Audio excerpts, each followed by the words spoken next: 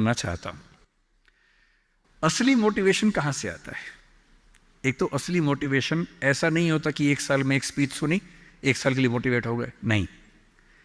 असली मोटिवेशन आता है जिंदगी की जरूरतों से, आसपास से, डेली लाइफ से आता है। और डेली लाइफ से मोटिवेशन चाहिए तो क्या करना चाहिए? ये मैं 3-4 टिप्स दे रहा हूं, आप सब इसको फॉलो करें, आपको डीमोटिवेशन कम से कम नहीं होगा। एकदम आराम से जिंदगी जीनी है, दुखी होना ही नहीं है। सबसे पहली बात, अपने आप से इतनी उम्मीदें नहीं पाल लेनी है जो पूरी नहीं हो सकती। और मैं आमतौर पर जब मोटिवेशन के लिए कोई मुझसे कहता है ना, मैं कहता हूं बच्चों को मत बुलाइए, उनके पेरेंट्स को बुला लीजिए। पेरेंट्स को समझाना ज्यादा जरूरी होता है कि बच्चों से इतनी उम्मीदें ना पाल लें कि बच्चों को जीना मुश्किल हो जाए। पेरेंट्स की एजुकेशन ज्यादा जरूरी है। भाई मैं देखता हूं मेरा बेटा पढ़ने में ठीक है, बहुत तोप नहीं है, मैं चाहता भी नहीं कि तोप बने, ठीक से पढ़ ले, मस्त रहे एकदम। पर हमारे गली मोहल्ले में कुछ बच्चे तोप हैं, उनके माता पिता रात दिन लगे रहते हैं। मम्मी फिर से 10th क्लास कर रही हैं, पापा भी 10th क्लास कर रहे हैं, बच्चा भी कर रहा है। रात दिन माँ बाप भी पढ़ा रहे हैं उसको, बच्चा भी पढ़ रहा है, पूरी फैमिली 10th क्लास कर रही है। और बच्चे के 10th क्लास में 99.8% मार्क्स, उसके बाद भी दुखी, 0.2 क्यों नहीं आए? और हमारे वाला 50 में खुश रहता है कि बहुत आगे, काफी है, इससे ज्यादा क्या करेंगे? अगर आपने बच्चों से इतनी उम्मीदें पाली, इतना कंपटीशन में उलझा दिया, बेटा तुम्हें फर्स्ट आना है, टॉप करना है, 100% लाना है, ये करना है, वो करना है, आपका बच्चा कितना भी टॉप कर ले, वो कभी खुश इंसान नहीं बन पाएगा। और पेरेंट्स के लिए सबसे जरूरी होना चाहिए कि आपका बच्चा खुश रहे, ठीक इंसान बन जाए, आपके बुढ़ापे में आपकी चिंता कर ले, मन ही मन आपसे नफरत ना करने लगे। जब मेरे पास बच्चे अकेले में आके बात करते हैं, कभी कभी रोते हुए बोलते हैं मुझे अपने पेरेंट्स से नफरत है, नफरत। उन्होंने मुझे एक मशीन समझा अपनी इच्छाएं पूरी करने के लिए। मेरा मन था ये करने का, धमका धमका कि ये फील्ड दिलवाई जो फील्ड मेरा स्वधर्म है ही नहीं। मैं रोज पढ़ता हूं रो रो के, मेरा मन नहीं करता पढ़ने का क्योंकि मेरी फील्ड थी ही नहीं। इसलिए आप सबसे कह रहा हूं, हर व्यक्ति हर काम नहीं कर सकता, पर हर व्यक्ति कुछ ना कुछ अच्छा कर सकता है। और वो कुछ ना कुछ अच्छा क्या है? जो आपका स्वधर्म है। इतने उम्मीद मत पालिए। मसलन क्रिकेट भारत का शौक आजकल सब लोगों को हो गया है, लाखों बच्चे क्रिकेट खेल रहे हैं गली मोहल्ले में, सबको आईपीएल में आना है, सबको भारत की टीम में आना है। पर भारत की टीम में कुल 16 लोग आएंगे, उनमें भी 11 खेलेंगे, 5 बाहर बैठेंगे। और लाखों लोग क्रिकेट खेल रहे हैं, रात दिन की टीम में आना है। ध्यान रखना है, आप जो भी रास्ता चुनेंगे उसमें सफल होने से ज्यादा संभावना विफल होने की है। इसलिए तैयारी करते हुए इस चीज की भी तैयारी करनी है कि नहीं हुआ तो क्या होगा। और मैं बच्चों को बार बार कहता हूं, जिंदगी बहुत बड़ी है, नौकरी जिंदगी का एक छोटा सा हिस्सा है। मिले बढ़िया, ना मिले भाड़ में जाए, एकदम भाड़ में जाए, ठीक।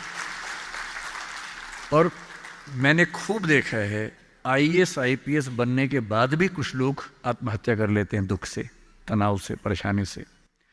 और मैंने देखा कुछ लोग छोटी सी नौकरी में इतने मस्त मौला होते हैं कि जिंदगी की हर खुशी जैसे उनके पास ही है।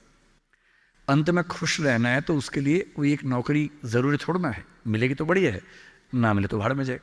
तो अपना तकिया कलाम बना लीजिए। तकिया कलाम का मतलब अपनी एक पंच लाइन बना लीजिए, अपनी एक मिशन स्टेटमेंट बना लीजिए कि ताकत लगाएंगे, पूरी पूरी ताकत से कोशिश करेंगे कि जो मैं चाहता हूं, जज बनना है, पॉलिटिशियन बनना है, आईएएस बनना है, जो बनना है बनूं, उद्यम करना है उद्यम करूं, स्टार्टअप करना है स्टार्टअप करूं। पर नहीं हुआ, कोई पूछे ना अगर नहीं हुआ तो बोला भाड़ में जाए। क्या हो गया नहीं हुआ तो? कुछ और करेंगे, तू नहीं कोई और सही, कोई और नहीं कोई और सही। ये इंसान के बारे में नहीं, अभी नौकरी के बारे में है। ये नौकरी नहीं तो कोई और नौकरी सही, कोई और नौकरी नहीं तो कोई और नौकरी सही। ऐसा क्या है? 1000 ऑप्शन है। तो खुद से उम्मीदें कम। दूसरा, अपने आसपास 3-4 लोग ऐसे रखिए जो कायदे के लोग हो। आपके जो दोस्त होते हैं ना, जो सबसे अच्छा दोस्त है वो पूरा दोस्त नहीं होता, थोड़ा सा दुश्मन भी होता है। हर दोस्त और दुश्मन का पैकेज होता है। वो आपसे जलता भी सबसे ज्यादा है, लेकिन दोस्त भी है। आपके राज रखता है।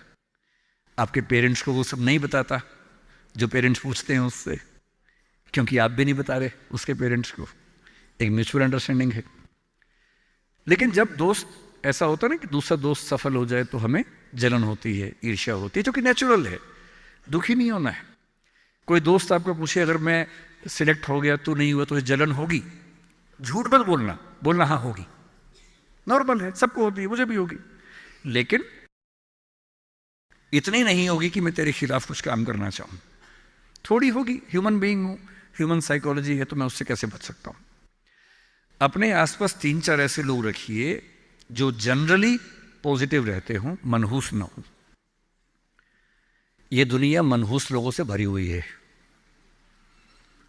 आप कुछ भी करने लगेंगे, आप कहेंगे मैं सोच रहा हूं कि अपना काम शुरू करूं, लोग कहेंगे अरे पागल, मर जाएगा, अरे पागल, तेरे खानदान में किसी ने किया आज तक, अरे तेरे बस की बात नहीं है, अरे छोड़ दे, तुझसे होगा ही नहीं, मैंने पहले ही कहा था नहीं होगा।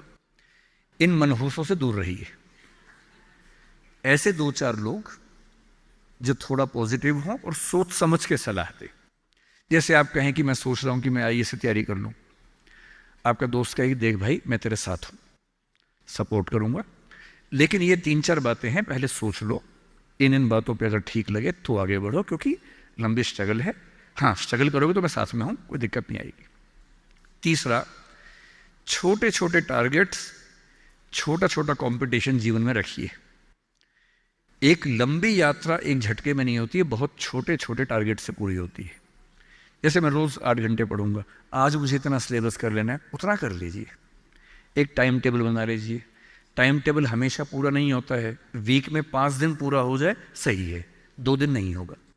क्योंकि इस उम्र में क्या होता है कि 5 दिन पढ़ लिए, 6 दिन जा रहे थे, किसी को देख के अच्छा लग गया, अब उसी की याद में खोए हुए हैं, पढ़ाई नहीं हो रही है।